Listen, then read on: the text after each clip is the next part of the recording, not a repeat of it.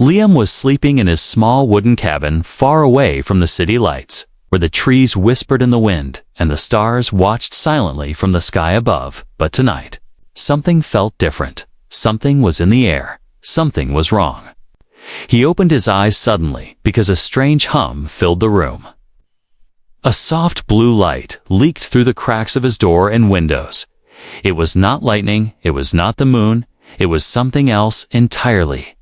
He stood up slowly, his bare feet touching the cold wooden floor. His heart was beating fast, but he did not know why. He walked toward the window and pulled the curtain with shaking hands, and what he saw made him step back without breathing. Outside his cabin stood a figure, not human, not animal, but something glowing, something alive. It was tall and thin, with silver skin and eyes that glowed like deep oceans.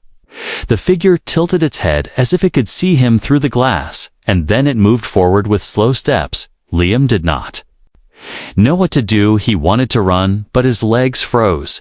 He wanted to scream, but no sound came out. He could only watch as the door slowly opened without anyone touching it, and the blue light flooded inside, covering every corner of the room and making the shadows run away. And then she stepped in, not with anger, not with hate, but with calm grace.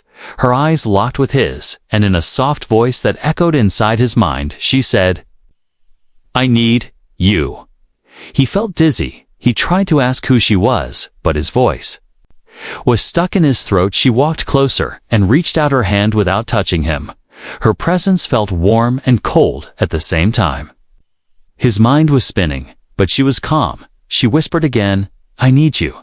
You are the only one." And as she spoke, the blue light grew stronger, wrapping around him like water, like wind, like some kind of dream, and the floor under him started to fade like smoke. Liam looked down and saw nothing but stars, nothing but space.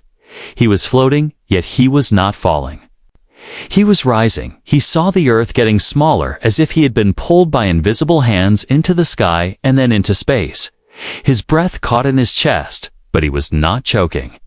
He was not dying. He was just changing places, just moving into something new and unknown. When he could see again, he was in a room made of silver walls and soft glowing patterns, moving like waves. Everything felt soft, like it was alive. The air smelled clean but different, like metal and flowers. He sat on a soft bench. Or maybe it was a bed, or maybe it was something else. The girl, the alien girl, stood in front of him, her long white hair floating like silk, her skin shining like stars, and her eyes still locked on him with a kind of sadness mixed with hope. Liam finally found his voice and asked, "Where am I?" She replied, in the same soft voice, "Not far, but not near either. You are safe with me." And he asked, "Why me?" And she answered, "Because your blood, your mind, your soul is the key. My people need you, or they will not survive." And he wanted to ask more, but his mind was heavy and his eyes were closing. The last thing he saw was her reaching out with a hand over his chest and whispering, "I promise I will not harm you." And then darkness wrapped around him. Like a blanket somewhere deep in space, far away from Earth, a single human had just been chosen by a girl not from this world, not from this time, and his journey had only begun. Liam opened his eyes slowly, as if waking from a deep dream. His body felt light like air. His head buzzed with quiet sounds that were not sounds at all. They were more like whispers, soft and endless, coming from the walls around him. He sat up slowly, looking around the room, which glowed with a pale silver light. Everything was smooth, without corners or hard edges. The walls curved gently. The floor was warm under his feet, and the air was still, but full of energy that he could not explain. Larry stood near a floating screen, her fingers moving through symbols that lit up and changed color. She looked over her shoulder and saw him awake. Her face was calm, but her eyes held something more, maybe fear, maybe hope, or maybe both. She walked toward him with slow steps, her white hair flowing behind her, and said, "You are stronger than I thought. Your mind is open, your body is adjusting." Well, Liam tried to speak, but his throat was dry. She handed him a clear cup, filled with a blue liquid. He looked at it with doubt, but drank it anyway. It tasted like nothing but made His chest feel warm, he asked. Where are we? And Alari pointed toward a window that was not a window at all. It looked like a wall until it turned clear and showed a sea of stars. Moving slowly like a river of lights, Liam stood up and walked closer. His eyes wide as he saw planets, moons, and strange shapes floating in space. He whispered, "Are we in space?" And Alari nodded and said, "Yes, this ship is old, older than your history, but still strong. I brought you here because my people are dying, and only you can help them." Liam turned to her confused and asked, "How can I help?" "I am just a man from Earth. I am not special." Alari looked at him and said, "Your kind was once known to us long ago. Before we forgot, before time changed everything, our ancient records speak of humans as keys, as bridges between worlds. Something in your blood, something in your soul reacts with the technology of the ancients, and now we need that to survive." Liam felt a cold shiver run down his back. The idea of being chosen felt too big, too strange, too impossible. He followed her through a silver door that melted open when she touched it beyond. The door was a hallway that seemed to stretch forever. Soft lights ran along the ceiling, and strange symbols glowed on the walls. Other beings walked past them. Some looked like Alari. Some looked different, taller or shorter. Some had 4 arms. Some had no eyes, but all nodded at Alari with respect. None of them looked at Liam with hate, only with wonder and silence. They entered a round chamber filled with floating spheres of light. In the center stood a tall crystal pulsing with a deep blue glow. Alari placed her hand on it, and it responded with a soft hum. She said, "This is the heart of the ship. It is where the memories are kept and where the path forward is decided." She asked Liam to come closer. He hesitated, but stepped forward. As he did, the crystal brightened, and the lights floated faster. Alari whispered, "It accepts you, and that means you are the one." Liam felt something pull inside his chest. Not pain, not fear, just a strange feeling like being seen by the universe itself. His hands shook, and he stepped back. The light slowed down, and Alari caught him as he almost fell. She said, "You are not ready yet, but you will be. You must be." Liam looked at her and asked, "What if I fail?" And Alari said, "Then my people fade. Then all that I know becomes lost forever, and I will be the last of my kind." The ship suddenly shook. A deep sound echoed through the walls like a distant roar. Alari turned toward the floating screen that appeared from nowhere. She touched it quickly, and her face became serious.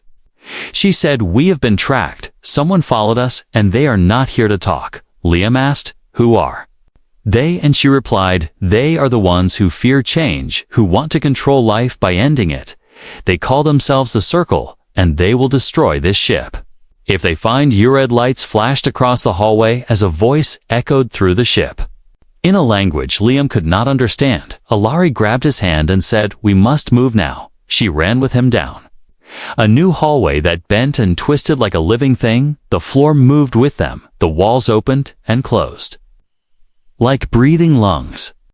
The whole ship felt alive, as if it wanted to help them escape.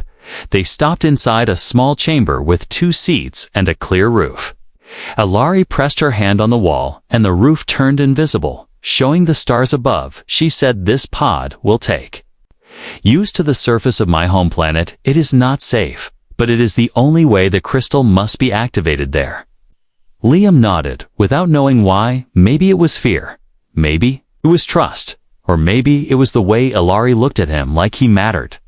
Like he was not just a man from Earth, but something more. As the pod launched with a burst of silent light, the ship behind them faded into the black sky, and the stars watched once again, as a human left one world and headed toward another.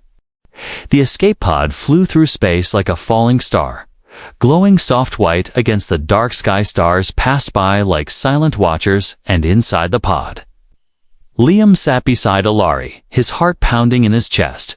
The walls of the pod pulsed with quiet light, as if it too was alive, guiding them to a place he had never seen and never imagined. The stars turned slowly, and then one large planet filled the window. Its color, deep violet with swirls of silver clouds and blue rings that spun around it.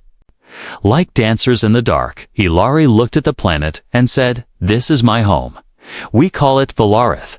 Pod entered the atmosphere without sound, only light and heat surrounding them. But the ship stayed cool. Inside, the clouds were thick and glowing, like fireflies, and then they cleared, revealing a city that looked like it was grown, not built. Tall crystal towers rose from the ground. Bending like trees, the roads moved like rivers, and the lights danced across the buildings in patterns Liam had never seen before. The pod slowed down and moved toward a landing platform, shaped like a floating stone covered in moving patterns that looked like runes. They stepped out and Liam gasped at the air, which smelled like clean rain, mixed with something sweet. The sky was bright even without a sun visible, and creatures flew in the air with wings made of light. Ilari walked ahead, but slowed so Liam could keep up. Her people were tall, graceful. Their skin shimmered like pearl, their eyes glowing soft colors. Many looked at Liam with curiosity and whispered among themselves, but no one came close. They feared him, or maybe they feared what he meant. They entered a temple made of blue crystal, its walls humming with sound that could be felt more than heard. Inside, the light changed with every step, shadows danced without fear, and the floor lit up where they walked. Ilari led him into a chamber with a wide circle in the middle and symbols carved deep into the stone. She said, "This is the trial ring. It will test your heart, not your strength. If you are truly the one, the ring will open the path. If not, the ring will close forever." Liam felt his mouth go dry. He looked around and asked, "What happens if I fail?" Ilari said, "Then we will hide again, and wait and hope and die a little more with each passing cycle." Her voice was calm, but her eyes held a storm. He stepped into the circle, and the lights dimmed the floor. Beneath him glowed, and the symbols began to move, twisting, spinning, as if alive. A low hum filled the room, growing louder, then softer, then louder again. His chest tightened, his vision blurred, but he stayed standing. He stayed awake. The symbols stopped moving, the light turned golden, and the room fell silent. Ilari stepped forward, her eyes wide, her lips parted in shock, and then in relief. The ring had accepted him. The path had opened. She said, "You are the key. Your heart holds the memory we need. Now we go to the Chamber of Echoes." Liam nodded, even though he did not understand everything. Something inside him knew this was right. They left the temple and walked through winding streets. Bridges of light formed under their feet. The city felt alive, like a dream shaped by music. Every corner showed something new: plants that glowed when touched, water that floated in the air, and children laughing with voices like wind chimes. But not all was peace. Some buildings were broken. Some towers had dark marks, and people there looked weak, thin, with hollow eyes. Ilari said, "The sickness is spreading faster. Our time is short. The circle will come soon if we do not act." At the edge of the city stood a tower taller than the clouds, its surface black like glass but smooth like water. It reflected the sky and twisted it. Ilari said, "This is the Tower of Memory. Inside is the Chamber of Echoes. Only you can open it, with your breath, with your thought, with your will." Liam felt the weight of every word. He did not feel like a hero, but he could not walk away. He followed her into the tower, where the walls whispered in a language he could not understand, but somehow still felt familiar. They entered the chamber, and it was empty at first. Only a single pedestal stood in the center. On it rested a glowing orb, pulsing with soft white light. Ilari said, "Place your hand on it, and listen. Do not speak. Just listen." Liam reached out his hand, shaking as it touched the orb. The room changed instantly. The walls became waves, the floor turned to mist, and voices filled the air. Thousands of voices, crying, laughing, whispering, singing, all at once, all at different times, and he heard one voice among them that sounded like his own, but older. Orb glowed brighter and showed images inside his mind: a war, a flight across stars, a deal made long ago between humans and her kind, a promise broken, a gift lost, and now a second chance. Ilari watched him closely as he pulled his hand back. The light faded, but the voices stayed in the air, soft now like wind and leaves. Liam turned to her and said, "I saw them, I saw everything." And she said, "Then you are ready now. We face the guardians of the gate. Now we wake the past and bring the cure." Outside the tower, dark clouds were forming. Something was coming, and it would not wait. The sky above Ilari turned dark as the wind picked up and the clouds rolled like waves in a storm. The people below paused and looked upward with worry in their eyes and silence in their hearts. Something ancient was waking, and it was not kind. The towers of the city shimmered as their shields activated, and the lights that once danced now flickered in warning tones. Liam stood beside Ilari on the edge of the tower balcony, watching as the storm moved with purpose, not like weather, but like a hunter. It circled slowly, then began to descend toward the mountains in the distance. Ilari said, "They are here. The guardians of the gate have awoken. We must move now before the circle reaches them, before they destroy the chamber." They left the tower and climbed aboard a silver glider shaped like a bird with wings that spread wide and shimmered with every color as it lifted from the platform. Liam held on tightly as the glider soared above the crystal city and over the twisting rivers of light and the floating gardens of sound. Ilari stood at the front, her eyes locked on the mountains, her body still, but her heart racing. Liam could feel the air change as they flew closer. Everything grew colder, the sky dimmer, the land below barren and cracked as if life itself had forgotten to bloom there. The glider landed at the base of a mountain shaped like a claw, with sharp peaks reaching for the stars. A single path twisted upward, lined with glowing stones that pulsed in rhythm with Quitski wid. With Liam's heartbeat, he looked at Ilari, who said, "The stones recognize your presence. They guide the chosen, they fear the unworthy." She walked ahead, and he followed his steps, careful, his breath shallow as the wind howled around them like voices from long ago. The path grew steeper and the stones brighter until they reached a massive gate carved into the mountain face. It was tall and silent, covered in runes that moved like flowing water. Ilari stepped aside and nodded at Liam, who placed his hand on the center of the gate. The stone beneath his fingers felt warm, then cold, then warm again, and then the runes lit up in golden light. And the gate began to open with a sound like thunder mixed with song. Inside the gate was a vast chamber, larger than any hall Liam had seen before, and at its center floated a massive crystal sphere surrounded by 6 stone statues, each shaped like a different being, each holding a different weapon, each facing the center with eyes closed. Ilari whispered, "These are the guardians. They once protected the knowledge. Now they test the worthy. If they accept you, they will open the path. If they reject you, they will turn to stone forever." Liam stepped forward as the sphere pulsed with light, and the statues opened their eyes one by one, glowing with blue fire.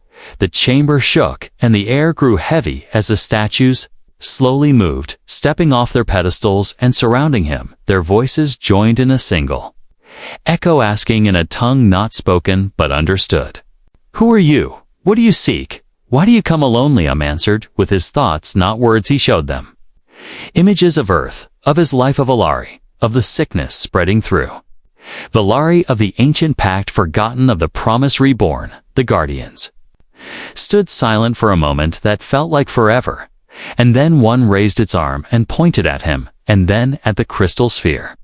Ilari said, "They have accepted you now. You must awaken the memory and unlock the cure." Liam walked to the sphere and placed both hands on its surface, which turned from clear to white to blinding gold. Suddenly, the ground trembled and the chamber darkened, and a voice older than time filled the air, saying, "The key is found. The cycle may end, the gift may return, but beware the storm that follows light, for it brings shadow as well." And then the sphere cracked open, and from it rose a small orb of light floating gently down into Warmy's hands. Ilari gasped and whispered, "It is real. It is the core. It holds the eye.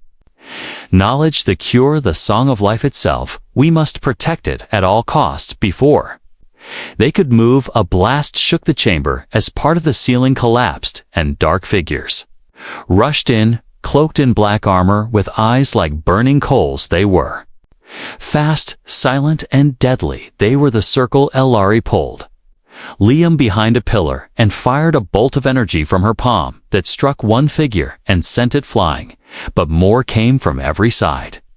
The guardians stepped forward, weapons glowing there. Stone faces full of fury as they clashed with the intruders in a silent war of light and shadow. Liam held the core tight as Elari grabbed his hand and shouted through the noise. "We must run. The core cannot fall into their hands. They would twist its song into poison. They would use its power to end all life." She led him through a hidden passage.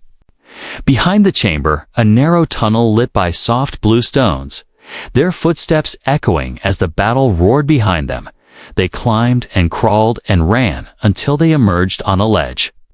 Overlooking the valley and the city far below, the sky was burning, with light as ships clashed above and towers fired beams into the dark butt. Elari looked at Liam and smiled, not with fear, but with hope, and said, "We have the core.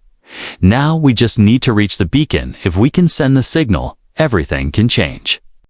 Liam looked at the core glowing in his hands and nodded, because deep inside, he knew this was only the beginning, and the real test was still ahead. The mountain air was sharp and cold as Liam followed Elari down the rocky path that curved like a serpent along the cliff edge. Every step was heavy, not because of the weight on his back, but because of the core in his hands. It pulsed like a heart, alive and aware, glowing with soft golden light that lit the way even when the sky above was filled with smoke and falling fire from the distant battle behind them.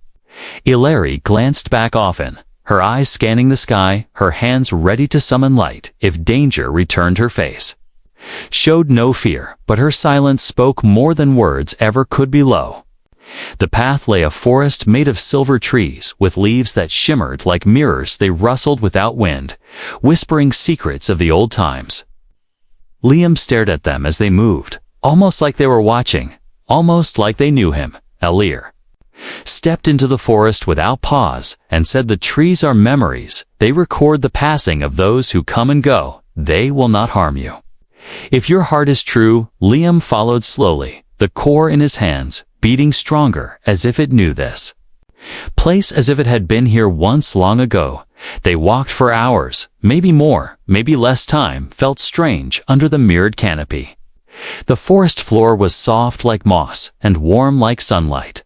The silence was deep, but not empty. It was full of presence, full of breath, full of waiting. Finally, they reached a clearing where the trees bowed outward to reveal a stone platform carved with swirling lines. At its center stood a tall spire made of dark crystal, its top reaching toward the stars that had begun to return in the night sky. Elari stopped and looked at Liam and said, "This is the beacon. If we place the core inside, it will awaken and send the signal across space to the ancient satellites that sleep above. Once they receive it, the cure will spread, the memory will awaken, and the sickness will end.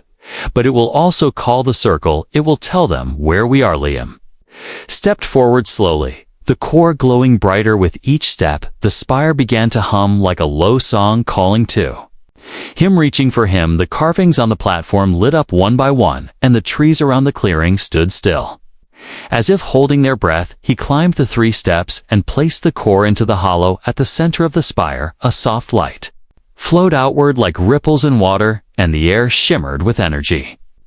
Elari watched in silence, her hands clasped, her lips moving without sound, as if in prayer.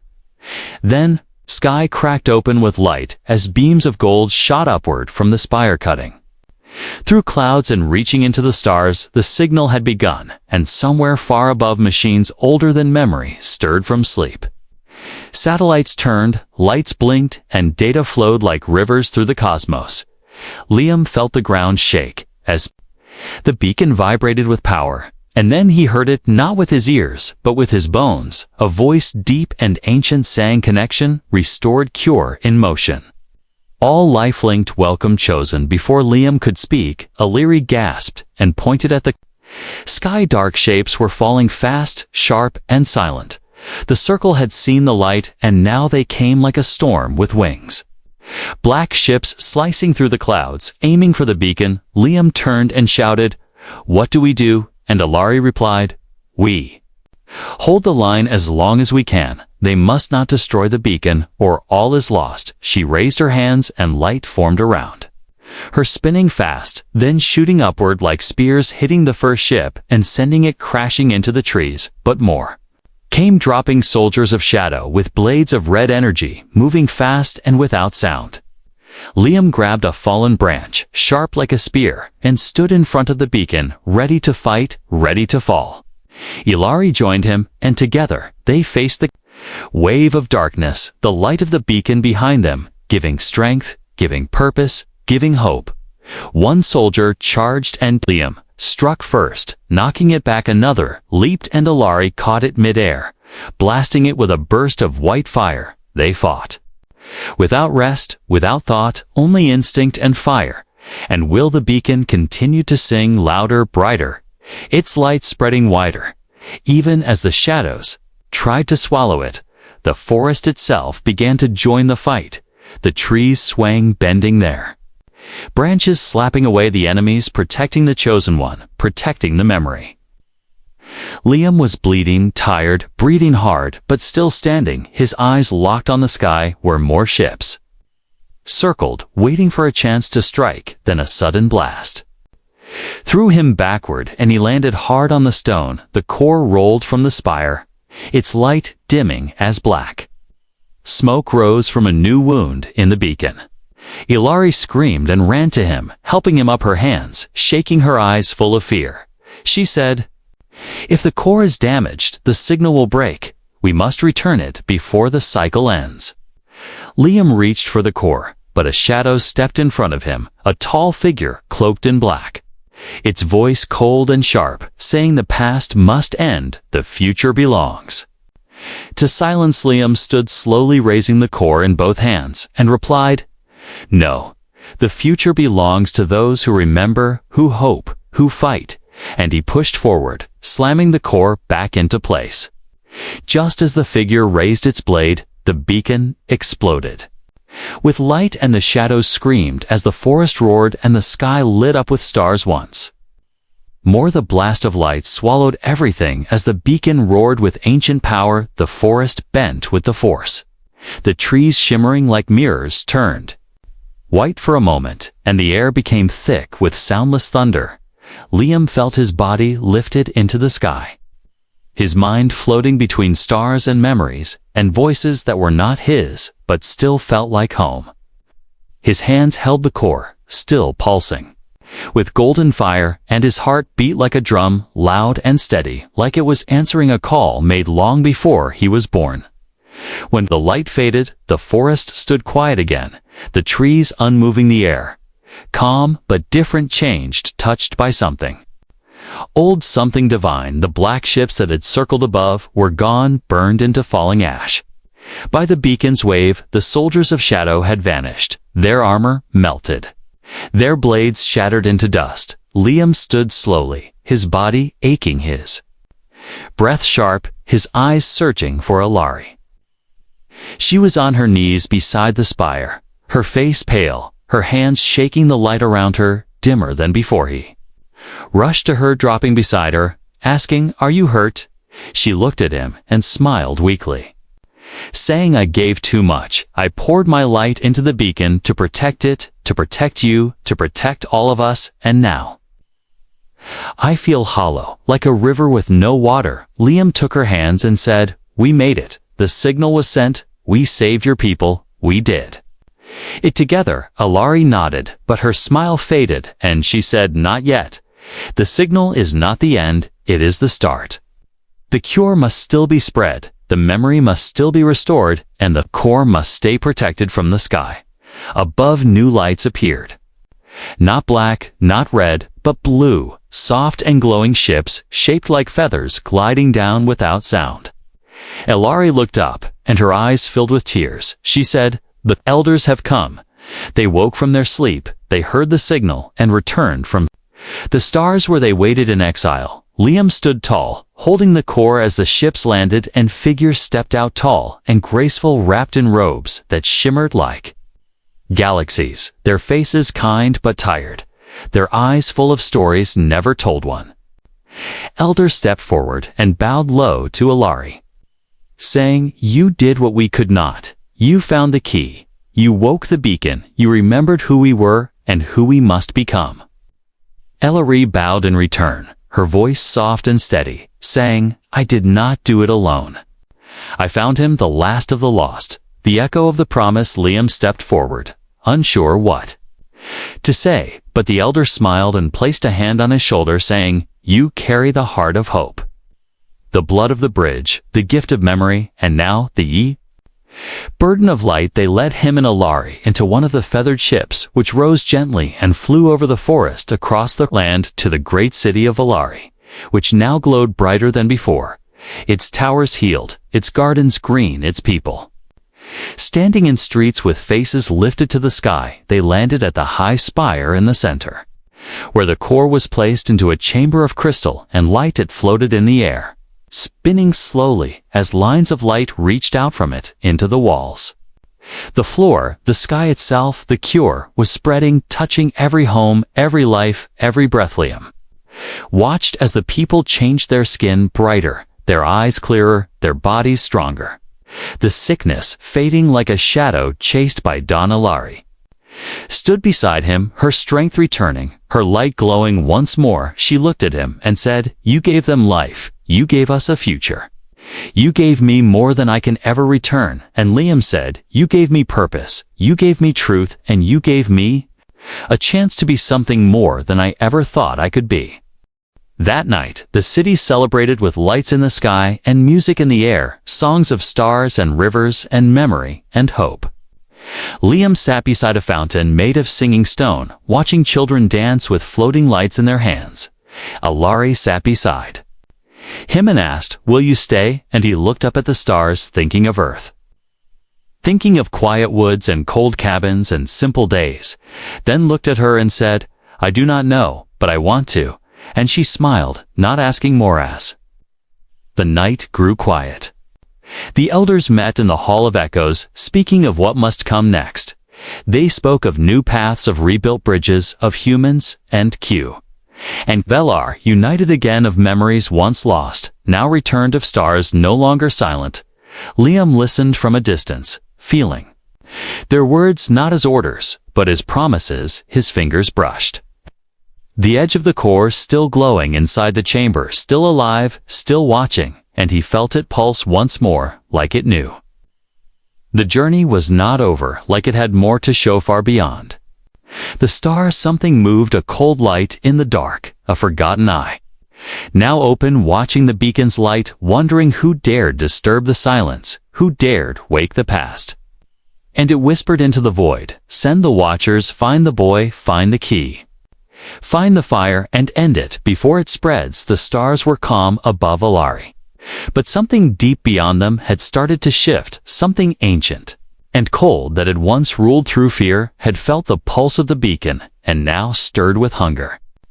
It moved in silence across the edge of the galaxy, unseen but not unnoticed. Its shadow spread through the systems like a slow poison, and its name was only spoken in secret. It was the Voidman, and it had one purpose: to erase the light that dared to rise again. Liam stood on a high platform, looking at the horizon where the sky met the glowing towers of the city. The wind carried soft songs from the gardens below, and the people walked with new life in their steps, free from sickness, free from fear. Yet he felt a weight pressing against his heart, a sense that peace was not permanent, that something was still watching him from far away. Alari joined him, her hair dancing in the breeze, her eyes glowing with soft silver light, and she asked, "Do you feel it too?" He nodded, and said, "It has begun." The elders had spoken of it during the night, a dark force that once tried to break the memory, a being or a machine or something in between. They did not know for sure, but they believed it slept in the void, until the light of the beacon woke it again, and now it was coming, not just for Valari, not just for Liam, but for everything that dared to remember the truth. Liam held the core in his hands and felt it tremble not with fear, but with readiness, like it knew the time to sleep was over. A ship was prepared unlike any before, built from ancient designs and living light.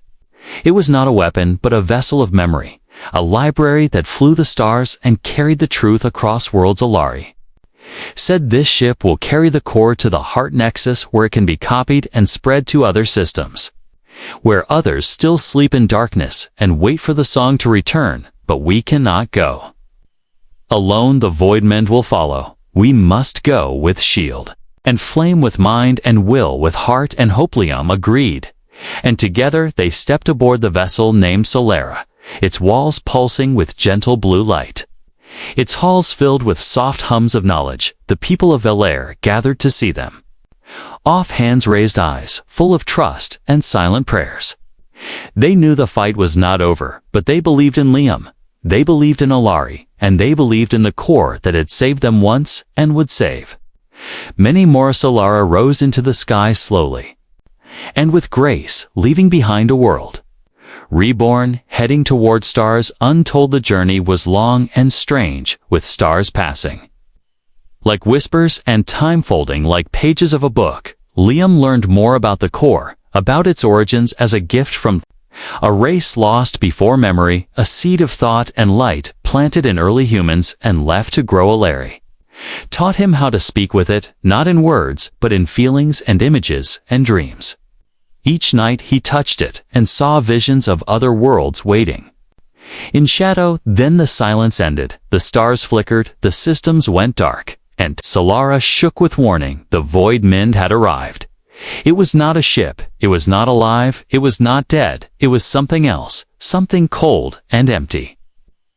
A mass of thoughtless hunger covered in armor made from broken suns. It opened its eye and saw Liam and screamed without sound. Solara moved fast with light shields, glowing with memory weapons made from truth. It fired beams of history, data, knowledge, stories, and songs. And the Voidmen screamed again, but it was strong, stronger than any one force could break. Its touch made the ship tremble. Its shadow made the stars flicker. Alari stood at the helm, her arms glowing, her body covered in light. She called to Liam and said, "It seeks to erase, it seeks to silence. You must speak now. With the core, you must show it. What we are, what we were, what we will be." Liam placed both hands on the core and closed his eyes. His mind opening, his heart reaching, he poured everything into it, his memories of Earth, his pain, his hope, his love, his fear, his dreams. The core answered with light, pure and endless, bursting from the ship like a new sun burning through the dark, touching the edge of the Voidman and showing it everything. Every laugh, every cry, every song, every name, every story, every act of kindness, every moment of love and loss and birth and death and the void. Mine shook not with rage, but with confusion. It could not understand, it could not erase what was now shared, what was now remembered, what was now eternal. With one final pulse, the core unleashed a wave that spread through the stars, carrying the memory to every listening ear, every open heart, every waiting world. The Voidmen screamed once more, and then broke into light, scattering across the stars like dust. Liam fell to his knees, the core silent, now resting, its duty done. Alari caught him and held him close, her tears warm against his skin, her voice soft, saying, "You did it, you woke the star." Solara returned to Valari months later, carrying more than just victory. It carried hope, it carried truth, it carried a boy from Earth who became a light for all, and an alien girl who chose to believe in him when no one else did, and together they rewrote the story of the stars forever.